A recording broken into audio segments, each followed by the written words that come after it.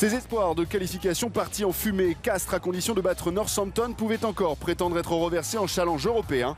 Un objectif à la mesure d'une équipe en net progrès, mais rarement récompensée de ses efforts dans cette H-Cup. Un champion de France toujours privé de Rémi Thalès, mais toujours animé de bonnes intentions, comme à la 30e minute sur cette touche rapidement jouée par Lamora. Attention, ça a joué, ça va être l'essai. C'est l'essai surprise. C'est l'essai surprise du Castres Olympique, un essai marqué par Grosso. Un essai surprise, effectivement, qui nécessite le recours à la vidéo, car Rémi Lamora, en haut à droite de votre écran, récupère et utilise un ballon différent pour effectuer la touche. L'essai est donc logiquement refusé par Monsieur Roland. Son confrère Romain Poit a lui aussi du travail dans l'autre match de cette poule 1. Sur ce ballon porté, les Ospreys en blanc s'essuient les crampons sur le deuxième ligne du Leinster. Au ralenti, l'image ne laisse aucun doute. Pour ses stampings à répétition sur le visage de McCarthy, Yann Evans récolte un carton rouge.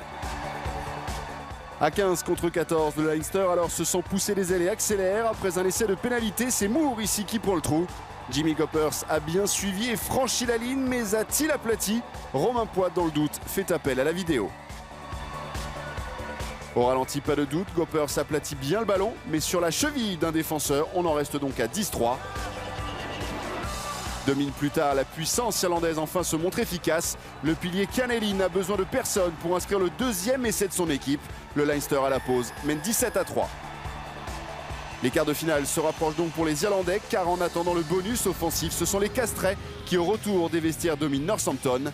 Menés 3-0, les champions de France enchaînent les temps forts quand Marcel Garvet lui se déchaîne. Il chambre de Marcel Garvet. Il va y aller tout seul. Il va jouer son duel. Intérieur, il a glissé. Marcel Garvet.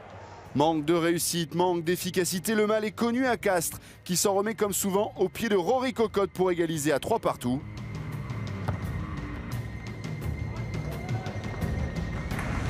Un match nul qui fait les affaires du Leinster, qui à Thomond Park continue son récital, même s'il est entaché parfois de nombreuses fausses notes.